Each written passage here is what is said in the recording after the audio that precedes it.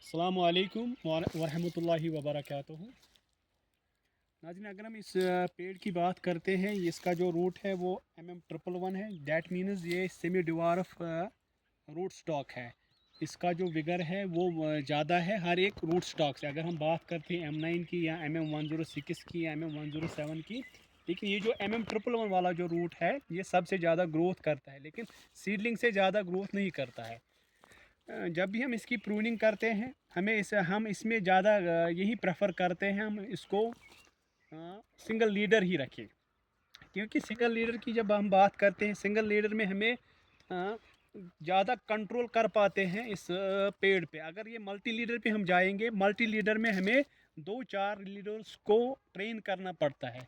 इसलिए बेहतर रहता है कि हम इसको सिंगल लीडर पे ही ट्रेन करें। दूसरी चीज़, जो इसकी गैप है, मोस्टली हम प्रेफर करते हैं इसको सिंगल लीडर में गैप हम देते हैं इसको 8 बाई 6 फीट। रो टू रो जो हम डिस्टेंस रखते हैं वो 8 फीट रखते हैं, और प्लांट टू प्लांट जो हम डिस्टेंस रखते हैं वो रखते हैं हम 6 फीट। इसी 6 फीट में हमें इसको कैनोपी अच्छी तरह मोस्टली हम टॉल स्पिंडल की जब हम बात करते हैं वो सबसे बेहतर रहता है इस पर। जब भी हम इसकी प्रूनिंग की बात करते हैं, प्रूनिंग में हमें ज़्यादातर यही मतलब चीज़ याद रखनी चाहिए कि हमें ज़्यादा कंची नहीं इसको लगानी चाहिए। क्योंकि जब भी हम हार्ड कट कर देते हैं, उसका नतीजा ही निकलता है कि इसमें ज़्यादा वेजिटेटिव ग्रोथ हो जाता है। क्योंकि वेजिटेटिव ग्रोथ की वजह से हमें फिर ये दुश्वार हो जाता है कि हम इसको कैसे मतलब फ्रूटिंग पे लाए। और हमें हर टाइम ये ध्यान रखना चाहिए। हम सबसे ज़्यादा इस लीडर को मतलब ध्यान देते हैं। लीडर जो है, लीडर को हमें सबसे मोटा रखना है। इसकी जो ब्रांचेस है, हर तरफ हमें इसको ओरिएंटल स्पेस जिसको हम बोलते हैं, हर एक साइड से हमें ब्रांच इसको रखनी है। और एक मैंने इसको देखने को ये भी मिलता है कि जितना हम इस पर कम ब्रांचेस रखते हैं उतना ही ज़्यादा वेजिटेटिव ग्रोथ करेगा। जितना हम इस लीडर को ज़्यादा ब्रांचेस रखेंगे उतना ही कम वेजिटेटिव ग्रोथ करेगा। और नाचिंग अगर हम यहाँ पे अगर हम देखेंगे, यहाँ पे हम एक ही मेथड अब इस्तेमाल कर सकते हैं, वो है नाचिंग। लेकिन नाचिंग में हमें याद रखना चाहिए कि हमें हर एक बाड़ को ऊपर से थोड़ा काटना है। लगभग 30% इस लीडर को थोड़ा काटना है ऊपर से। जो हमारा जो इसका सिकन है, बारक है, हर एक जो बड़ है यहाँ पे ये हमें नॉचिंग में से निकल सकता है। लेकिन नॉचिंग हमें ज़्यादा उतना बेहतर नहीं रहता है जितना हम प्रूनिंग पे। लेकिन यहाँ पे हमें अब प्रूनिंग का कोई स्कोप है ही नहीं। हम इसको यहाँ नहीं काट सकते क्योंकि यहाँ पे हमें ब्रांचिंग ठीक ठाक हुई है। ये हमें जब हमने इसको प्लांटेशन की है उसी दौरान हमें ये चीज़ मतलब देखनी पड़ती है। हम स्टार्ट करते हैं हर एक कट से। क्योंकि अगर हम इस ब्रांच की बात करेंगे, ये बहुत अच्छी ब्रांच है, इसकी बेंडिंग भी ठीक है, क्रॉच एंगल भी ठीक है। जितना क्रॉच एंगल अच्छा होगा, जितनी ब्रांच मतलब वीक होगी, उतना हमें फ्रूटिंग पे वो ज़्यादा आती है। ठीक है, हम इसको यहाँ से काटेंगे क्योंकि हमें ये वाला ग्रोथ नहीं चाहिए, हमें ग्रोथ यहीं तक इसको रखना है।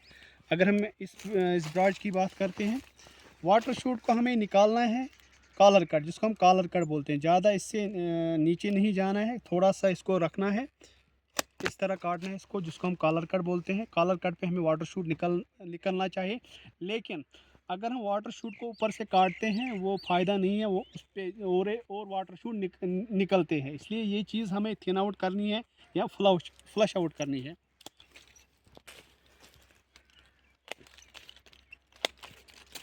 अगर हम इस प्लांट की ओवरऑल बात करते हैं, ये प्लांट हमें ठीक ठाक दिख रहा है। इसमें ज़्यादा वेजिटेटिव ग्रोथ नहीं है, ब्रांचिंग भी ठीक है। लेकिन यहाँ से हमें थोड़ा सा यहाँ पे प्रॉब्लम है। लेकिन इसमें नाचिंग में, क्योंकि इसमें बड़ दिख रहे हैं, एक्टिव है, थोड़ा इसको नाचिंग करनी पड़ेगी। लेकिन ओवरऑल अगर हम इस पेड़ की बात करते हैं, ओवरऑल इसका ग्रोथ हमने कंप्रेस किया है। क्योंकि अगर ये 4th ईयर में मोस्टली हमें 4th ईयर में अगर हम इस 111 की बात करते हैं, 4th ईयर में ज़्यादा मतलब वेजिटेटिव ग्रोथ दिखाता है, या हम इसको अच्छे से ट्रेन कर नहीं पाते हैं। फिर हमें क्या मिलता है कि इसमें हमें फिर फ्रूट्स नहीं निकलते। इसलिए हमें ध्यान रखना चाहिए, पहले ही बेंडिंग प्रॉपर करनी चाहिए, और ब्रांचिंग जो है, ब्रांचिंग की अच्छी से हमें निकलना चाहिए। और यहाँ पे अगर हम बात करते हैं इस टहनी की, ये इस पे बड निकले हैं, और थोड़ा सा मैं इसको मॉडिफाई करूँगा। ये वाला जो हमें पोर्शन है इसको हम निकालेंगे, इसको भी हम निकालेंगे। जो हमारा एनुअल ग्रोथ निकला है इस साल, वही निकालेंगे हम। ज़्यादा हम डीप कट नहीं मारेंगे। अगर मैं इस ब्रांच की बात करूँगा, ये ब्रांच भी ठीक है, इसमें फ्रूटिंग भी हुई है। थोड़ा सा हम इसको मॉडिफाई करेंगे, यहाँ से हम काटेंगे इसको। ये चीज़ हमें याद रखनी चाहिए।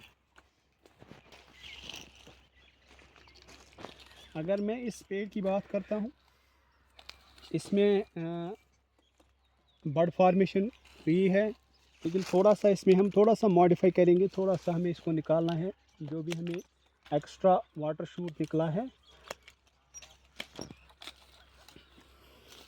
यहाँ पे अगर हम देखेंगे,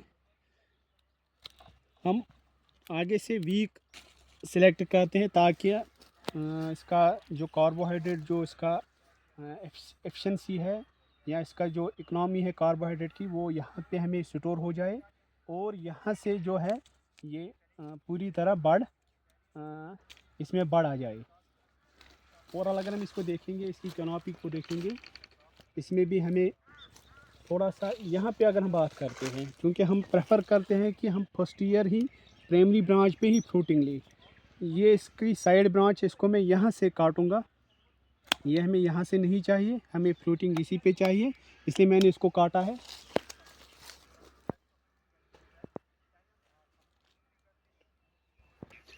देखो ये है, जब भी हम प्रॉपर तरीके से प्रूनिंग करते हैं, अगर हम इसको देखेंगे, इसकी ब्रांचिंग देखेंगे, ब्रांच स्पेसिंग अगर हम देखेंगे, कोई भी ब्रांच हमें रिन्यूअल पे नहीं डालनी है, क्योंकि हमने इसको पिछले 4 साल से अच्छी तरह यहाँ तक लाया है।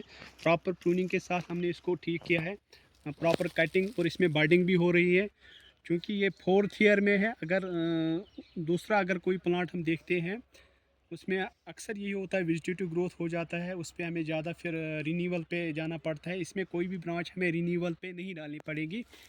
वजह यही है कि हमने इसको प्रॉपर प्रूनिंग की है। दूसरा जो है, इसका बेंडिंग, प्रॉपर बेंडिंग हुई है, प्रॉपर टाइम पे बेंडिंग हुई है। ये चीज़ हमें इस 111 पे ध्यान रखना चाहिए। इंशाल्लाह मिलते हैं किसी और वीडियो में।